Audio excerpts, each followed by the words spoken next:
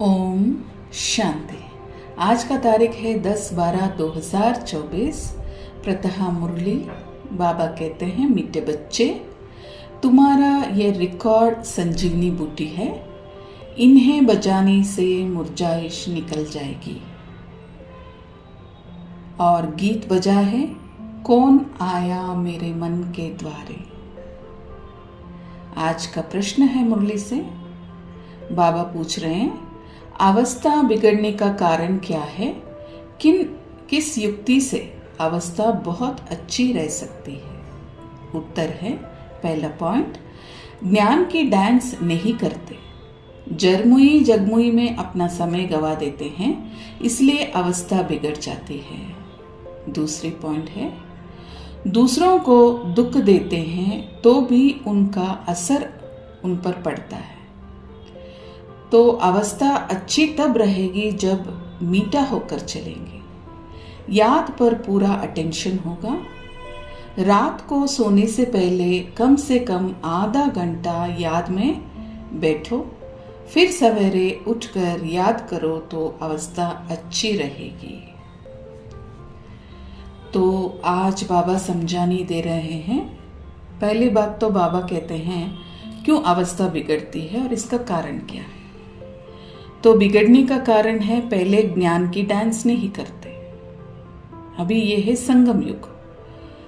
परमात्मा रोज आके हमें ज्ञान सुनाते हैं और हमें स्मृति है कि हम आत्मा है। जब इतनी अच्छी अच्छी बात की समझानी बाबा हमें दे रहे हैं तो मनन चिंतन दिल में चलना चाहिए और ज्ञान के आधार से मन खुश हो जाए, तब आपसे ये ज्ञान का डांस होगा। तो ये नहीं करते हैं, पहला कारण। और दूसरा कारण है, ज्ञान का चिंतन नहीं करते, लेकिन करते क्या है कि जरमुई जगमुई जो नहीं चाहिए होता है वह बेकार बातें, इसने ऐसा किया, उसने ऐसा किया, इधर ये हो गया, उधर ये हुआ। तो ये जो जरमुई जगमुई बातें हैं ना, ये बहुत इंटरेस्टिंग लगती है बच्चों को। पर चिंतन, पर निंदन, दूसरों की बुराई को देखना, किसी की कमजोरी को पूरा विवरण करके बताना दूसरों को, तो ये भी जरमुई जो जगमुई है, ये हमारा विकर्मों का खाता को बढ़ा देता है। वो कहते हैं ना, किसी ने तो पाप कर दिया, लेकिन उसने ऐसा किया करके बोल बोल के उस पाप का बोझा हम अपने सिर में ले लेते हैं। अरे सबका अपना अपना पार्ट है भाई, सब अपने अपने रोल कर रहे हैं। अगर किसी को समझानी भी देनी है तो सही ढंग से, शुभ भावना से, शुभ कामना से दो, तब वो जरमुई जगमुई में नहीं आएगा। तो ये जो बेकार की बातें हम करते हैं, इससे क्या होता है, अवस्था बिगड़ जाती है, क्योंकि हम देहाभिमान में आते हैं और अवगुण के वश हो जाते हैं परचिंतन परनिंदन करने में। तो इस पे हमें ध्यान देना है और इसको बिल्कुल बदल डालना है। और दूसरी पॉइंट है, तो दूसरों को दुख देना, ये भी हमारे ऊपर अवस्था पड़ जाती। तो देखिए, एक है अभिमान के कारण आके हम अपने आप को बड़ाई करते हैं कि भाई मैं तो ऐसा हूँ, वो तो ऐसे, मैं तो इतना सब कुछ जानता हूँ, वो कुछ जाने भी नहीं, अपने आप को इतने बड़े समझते। तो ये जब किसी को सुनने में आता है तो क्या होता है, दुख देने जैसी बात होती है। अरे जिनमें जो जितना उनकी बुद्धि रूपी होगी या जो उनकी ताकत होगी, उसके अनुसार वो चलते हैं। तो कभी भी किसी को दुख नहीं देना है कि उनकी अपनी खुद की कमजोरी को बता के, या फिर किसी पे चिल्लाना, जोर लगाना, अपनी बड़प्पन दिखाना, तो ये सभी दूसरों को क्या करना है, दुख देना है। तो इसके ऊपर सावधानी देंगे। अवस्था अच्छी तब रहेगी जब मीठा होकर चलेंगे। ऐसे नहीं कि सिर्फ मुंह से मीठा, कि भाई मैं बोलने में तो बहुत मीठा हूँ, अरे मैं तो आपका दोस्त हूँ, दुश्मन नहीं हूँ, मैं तो बस आपसे यही चाहता हूँ। ये नहीं होता है मीठा। मीठा वो होता है जो अंदर से हम संकल्प से किसी के बारे में अच्छा सोचे, अच्छा करें, तो ये होता है मीठा। तभी हमें जाके अच्छा फल मिलेगा।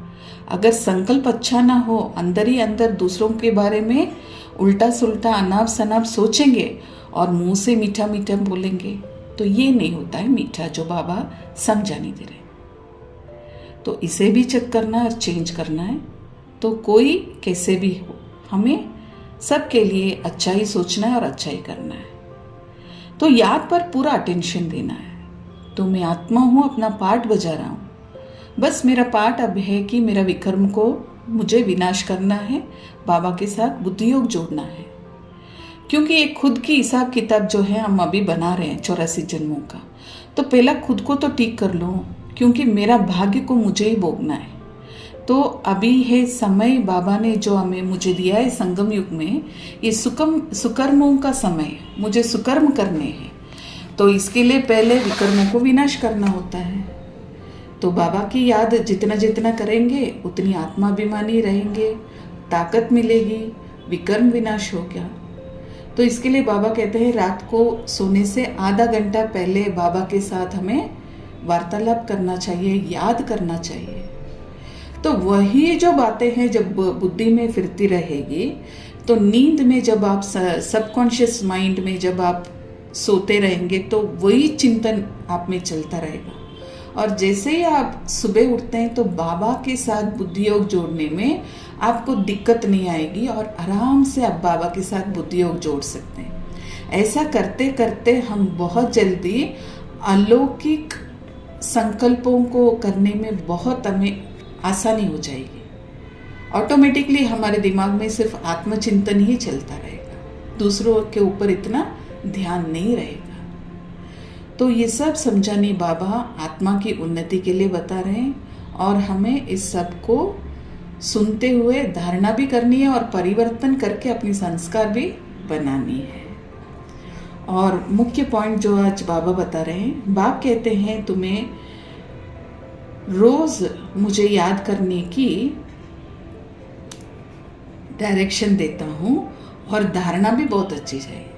तो बाबा कहते हैं कि हर रोज आधा घंटा रात को और सुबह अमृत वेले में ये पक्का हमें नियम बना लेना है। और बाबा जो ज्ञान की पॉइंट्स बताते हैं उसे धारणा भी करनी है। तो जैसे मैं डायरेक्शन देता हूँ वैसे तुम याद नहीं करते हो। बाबा अभी कंप्लेंट बता रहे हैं कि जैसे बाबा हमें डायरेक्शन देते हैं वैसे हम बाबा को याद नहीं करते। माया तुमको याद करने नहीं देती है। जैसे आगे बताया था कि जरमुई जगमुई, तो देहाभिमान में आ जाते हैं तो देह के संबंध में फंस जाते हैं। तो माया में याद करने नहीं देती है और हम उसी के चक्कर में फंस जाते हैं। तो धारणा बहुत अच्छी होनी चाहिए। तो बाप कहते हैं जब आप मुझे याद करोगे तो धारणा बहुत अच्छी होगी। याद ना करने के कारण हमारी बुद्धि में ज्ञान टिकते नहीं है। माया तुमको याद करने नहीं देती है। मेरे कहने पर तुम बहुत कम चलते हो और माया के कहने पर बहुत चलते हो। कई बार कहा है रात को जब सोते हो तो आधा घंटा बाप की याद में बैठ जाना चाहिए। देखिए ये जो समझानी बाप आज दे रहे हैं ना बाबा, ये बहुत गहराई की बात है। अब पूरे दिन में तो बहुत चीज़ें हैं जो हमारे दिमाग में चलती हैं, लेकिन सोने से पहले हम जो भी सोचते हैं उसका असर नींद में पूरा रात में पड़ता है। तो इस वजह से जब हम सोने से पहले बाबा की याद में रहेंगे, ज्ञान का चिंतन मंथन करेंगे या फिर बाबा से वार्तालाप करेंगे, तो उसी एक आधार से हमारी जो मन बुद्धि और संस्कार हैं वो रेडी होती है। और सुबह उठने के बाद वही कनेक्शन से हम जुड़ते हैं। तो ये जो डिस्टर्बेंस है ना माया का, वहाँ आ नहीं सकती है। तो इसके लिए बाबा ये समझाने दे रहे हैं कि रात को याद करते सोना है, सुबह उठ के भी याद करना है। तो इससे हमें ताकत भी मिल जाती है पूरा दिन में आत्माभिमानी होकर हमारे पूरा काम काज को करने में। तो आगे बाबा समझाने देते हैं।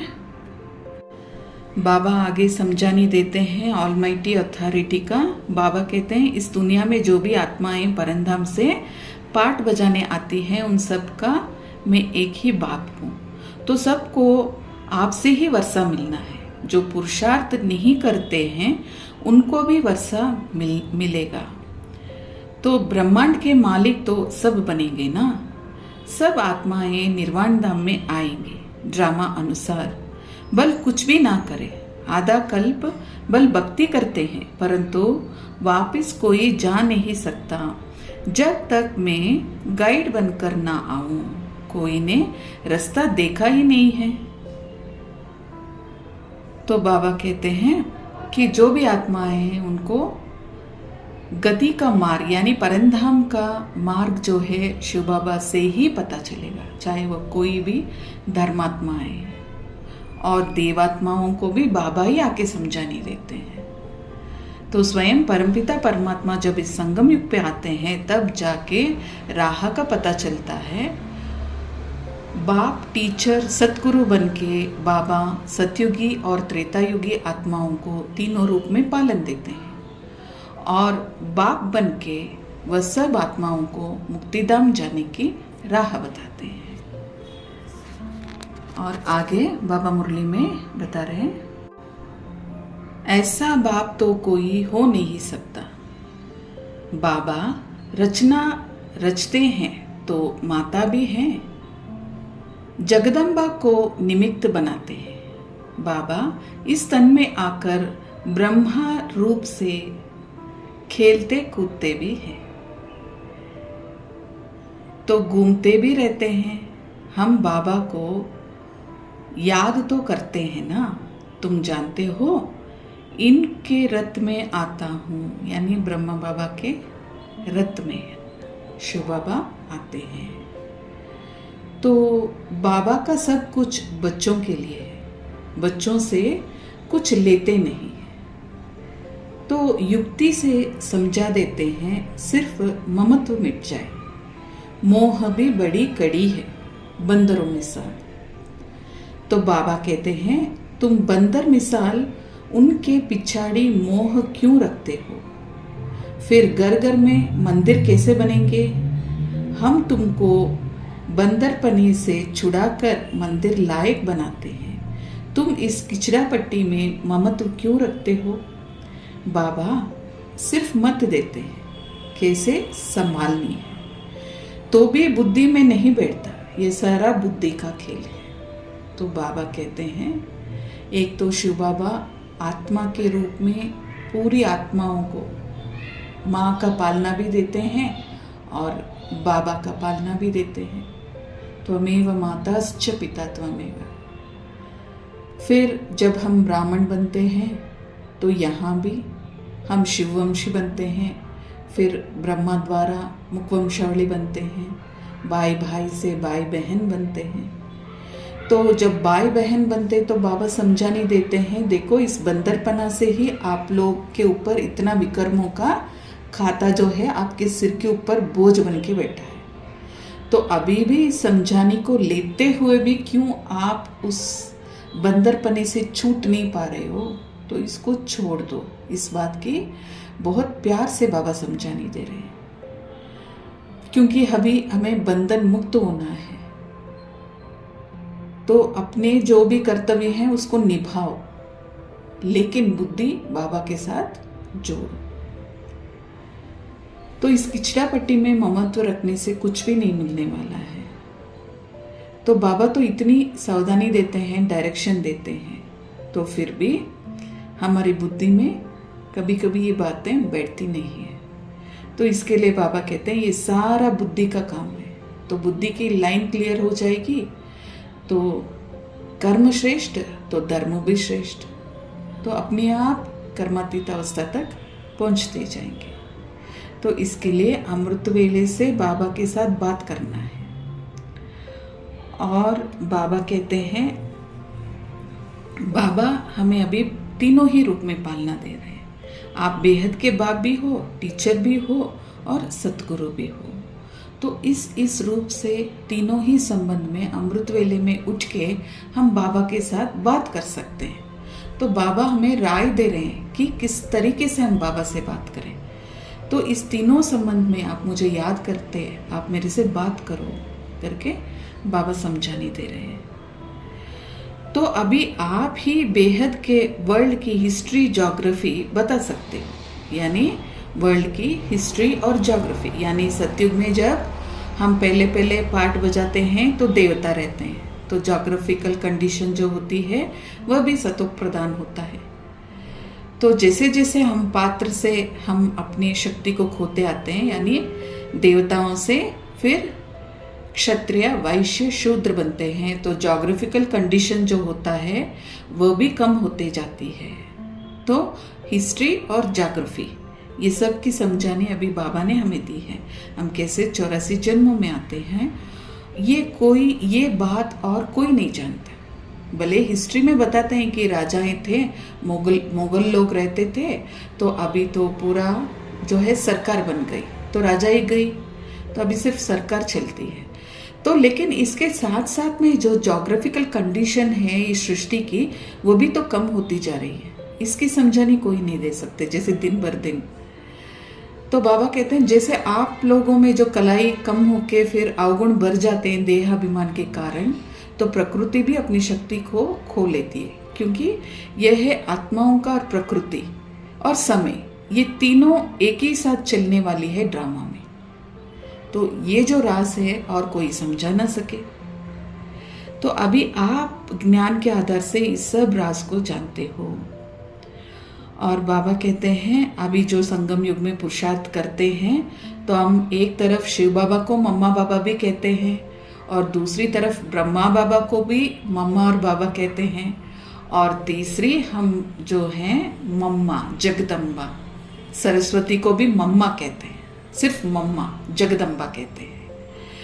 तो बाबा आज समझाने दे रहे हैं, देखिए इस तीनों का हमें फर्क जानना है। भले संगम युग में मम्मा को जगदम्बा सरस्वती कहेंगे, लेकिन पूरा जगत की उद्धार करने वाला सिर्फ एक शिव बाबा है। लेकिन अभी हम जब ब्रह्म मुखवंशावली ब्राह्मण बनते हैं, तो पहली माँ है ब्रह्म बाबा, फिर है जगदम्बा सरस्वती, फिर बाद में हम लोग यज्ञ में पालना लेते हैं इन द्वारा। तो जब ये लक्ष्मी नारायण बन जाते हैं सतयुग में, तो इनकी जो वंशावली है उसमें पैदा होने वाला जो उनका खुद का वारिस होगा, वह सिर्फ उन्हें माँ कहेगा। तो वहाँ वो पूरा विश्व को पालना नहीं देती है। तो इस बात की गहराई बाबा आज समझा रहे हैं, और आगे चल के बाबा बता रहे हैं कि जो कुछ पास्ट हुआ है उसे ड्रामा समझना है। अभी बाबा कर्म की गुह्य गति को बता रहे और गलती ना दोहराने की राय दे रहे इधर। तो सुनते हैं, बाबा कहते हैं जो कुछ पास हुआ है वह है ड्रामा, भूल हो गई वह ड्रामा है। फिर आगे के लिए अपना रजिस्टर ठीक कर देना चाहिए, फिर रजिस्टर खराब नहीं होना चाहिए। बहुत बड़ी मेहनत है, तब इतना ऊंच पद मिलेगा। बाबा का बन गए हो तो फिर बाबा से वर्षा भी मिलेगा, तो बाबा वर्षा भी देंगे। तो सोतेले को थोड़े ही वर्षा देंगे, मदद देते हैं, मदद देने का फर्ज तो है ना बाबा का। तो बाबा का बन गए तो फिर बाबा का वर्षा लेना भी है। तो बाबा इधर समझाने दे रहे हैं, अब है कि हम पहले बाबा को स्वीकार करते हैं, फिर कभी कभी ऐसा होता है कि हमारा ही जो पुराना स्वभाव संस्कार है या फिर देहाभिमान में आने के बाद जो भी हमसे गलती हो जाए, पहली बात तो अगर हम में सावधानी है तो गलती होगी नहीं, अगर वो भी गई तो उसको दोहराना नहीं है, अपने आप को इधर फंसाना नहीं है कि हाँ भाई मेरे से गलती हो गई तो मैं आगे भी गलती करता रहूँगा, नहीं।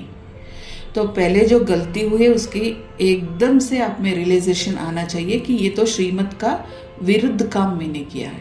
तो चेक कीजिए, रियलाइजेशन करेंगे और फिर उसको दोबारा दोहराएंगे नहीं। तब बाबा रहमदिल बन के आगे पुरुषार्थ करने में भी बाबा शक्ति देंगे। तो जब रियलाइज हो जाता है तो आगे बढ़ के वह गलती बिल्कुल कभी भी नहीं होना चाहिए। अगर दोहराते रहेंगे तो बाबा का मदद भी नहीं मिल जाएगा और ही हमारे ऊपर विकर्म के बोझ बढ़ेंगे। तो बहुत सावधानी से इसको समझ लेना है। और बाबा कहते हैं आप बाबा के बच्चे बने हैं तो आप अपने आप को सुधारेंगे तो बाबा से भी मदद मिलेगा, क्योंकि आपके दिल में है सच्ची चाहत है कि मुझे सुधारना है, तो बाबा दिल को देखते हैं, अंदर की सफाई को देखते हैं, सच्चाई को देखते हैं, तब बाबा का साथ भी मिल जाता है। तो बाबा कहते हैं सेंसिबल जो है वो हर बात में मदद करते रहेंगे, यानी जो अपने आप को चेंज करना चाहते हैं और उनको ये मालूम है कि हम अभी बाबा के बच्चे बनने हैं, तो हमारा कर्तव्य है, बाबा ने हमें जो भी डायरेक्शन दिए हैं हम उसके अनुसार बाबा के मददगार बनेंगे। तो सेंसिबल बच्चे हैं वो बाबा के मददगार भी बनेंगे। तो और तो कोई ऐसे कह ना सके कि मैं बाप, टीचर, गुरु हूँ, ब्रह्मा विष्णु शंकर को रचने वाला हूँ। इन बातों को अभी तुम बच्चे ही समझते हो। तो आगे धारणा के लिए मुख्य सार। और आज धारणा के लिए मुख्य सार में बाबा समझाने दे रहे हैं। पहले पॉइंट है, पुरानी कीचड़ पट्टी में ममत्व नहीं रखना है, बाप के डायरेक्शन पर चलकर अपना ममत्व मिटाना है, ट्रस्टी बनकर रहना है। दूसरी बात है, इस अंतिम जन्म में भगवान को अपना वारिस बनाकर उन पर बलि चढ़नी है, तब 21 जन्मों का राज्यभाग मिलेगा। तो ये हमारा अंतिम जन्म है, तो शिव बाबा को अपनी वारिस बनानी है, तो उन पर पूरी बलिहारी होना है, तब हमें 21 जन्मों की प्राप्ति होगी। और बाप को याद कर सर्विस करनी है, बाप की याद से ही हमें सर्विस करनी है। नशे में रहना है, रजिस्टर कभी खराब ना हो, यह ध्यान रखना है। कर्म की गुह्य गति पर ध्यान देना है, श्रीमत पर चलना। वरदान है, प्रत्यक्ष फल द्वारा अतीन्द्रिय सुख की अनुभूति करने वाले निस्वार्थ सेवाधारी भाव। और वरदान का विस्तार बाबा समझा रहे हैं। सतयुग में संगम के कर्म का फल मिलेगा, सतयुग में संगम के कर्म का फल मिलेगा, लेकिन यहाँ बाप का बनने से प्रत्यक्ष फल वर्षे के रूप में मिलता है। सेवा की और सेवा करने के साथ साथ खुशी मिलती है। जो याद में रहकर निस्वार्थ भाव से सेवा करते हैं, उन्हें सेवा का प्रत्यक्ष फल अवश्य मिलता है। प्रत्यक्ष फल ही ताजा फल है, जो एवर हेल्दी बना देता है। तो योग युक्त यथार्थ सेवा का फल है खुशी। तो योग युक्त यथार्थ सेवा का फल है खुशी। तो अतीन्द्रिय सुख और डबल लाइट की अनुभूति। और स्लोगन है, विशेष आत्मा वह है जो अपनी चलन द्वारा रूहानी रॉयल्टी की झलक और पलक का अनुभव कराए। तो हमें चेक करना है कि बाबा ने वरदान में जो भी बात बताई है, ऐसी खुशी हम में है क्या? हम प्रत्यक्ष फल को खा रहे? लाइट, डबल लाइट और माइट की अनुभूति होती है। तो अतीन्द्रिय सुख और डबल लाइट की अनुभवी हैं हम लोग, और रूहानी रॉयल्टी का झलक और पलक का अनुभव करना। तो ये सभी लक्षण हैं जो बाबा बता रहे हैं। जो सच्चे निस्वार्थ सेवादारी होते हैं वो अतीन्द्रिय सुख में इस सब की अनुभूति करेंगे। तो बाबा का जो भी डायरेक्शन है उसे सिर्फ सुनेंगे ही नहीं, धारणा भी करेंगे और अपने जीवन में इसको अमल में लाएंगे और सतयुगी वर्षे का अधिकारी बनेंगे। अच्छा, ओम शांति।